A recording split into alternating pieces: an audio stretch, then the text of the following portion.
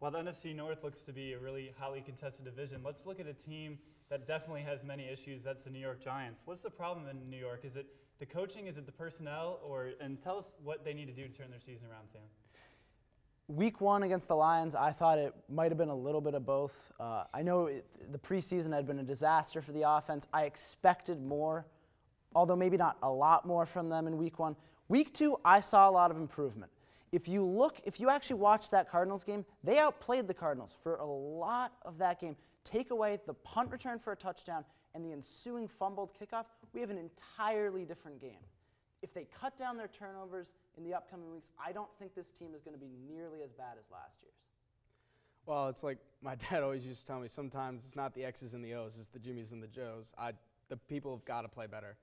Eli Manning turns the ball over way too much. I think he's a little bit overrated as a quarterback. I know he's won 2 Super Bowls and 2 MVPs. I don't know who's overrating him anymore. I mean, after he threw 27 right. interceptions last year. I think people are still even a little too high on him.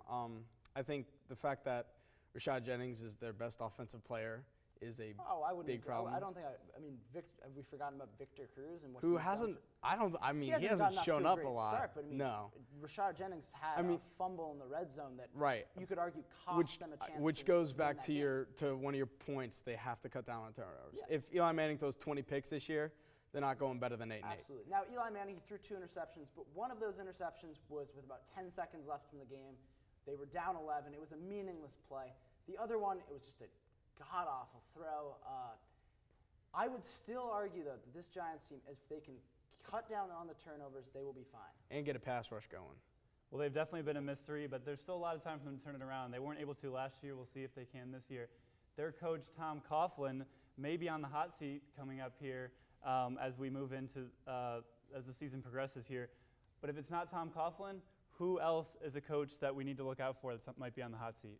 Well, first, I don't think Tom Coughlin is anywhere near the hot seat, but I got to be thinking the other New York coach, Rex Ryan, he's got to be on the hot seat this year. This is 5th season with the team. His first 2 are great, but last 3 seasons it's been very, very, very bad. I got to disagree with you here. The Jets were not great last year, but they were in the playoff conversation with not a lot of talent. A lot of people had thought that they would be one of the worst teams in the NFL. They were 8-8 last year. No, he's good at making decent teams out of no talent, but I mean, you can't keep teasing the fans there. You got to make it to the playoffs. But the New York Jets have played a lot better this year than they have last year. I think this is a no-brainer. It's Dennis Allen of the Oakland Raiders. He's been there for 3 years now. How much time are they going to give him?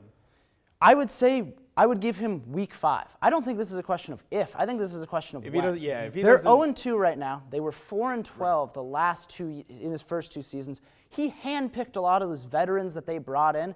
They are 0-2. They have looked absolutely terrible. If they don't win at least 2 of these next 3 games, they he's go probably into on the New chopping England block. this coming week. Then they host Miami, and then they have a bye week in week 5. I would be shocked if they won either of these upcoming 2 games, and I would be even more shocked if he is still a head coach in the NFL come week 5. Yeah, I could probably see that happening. Kind of an outside chance, I think Mike Smith might be on the hot seat. Why do you say that? With all the talent that they have down in Atlanta, if he doesn't get them back into the playoffs after a absolutely dismal season last year, I think it seems unlikely to me, but I think it's something that would definitely be talked about. But they had a lot of injury issues last year. They did. While I agree, I think you got to give Mike Smith a little bit of a chance. But after that game against the Bengals this week, you got to be thinking, is he maybe on the hot seat? Agreed.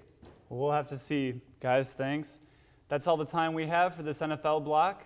Stay tuned to One-on-One Sports as John returns to the desk with our college football experts.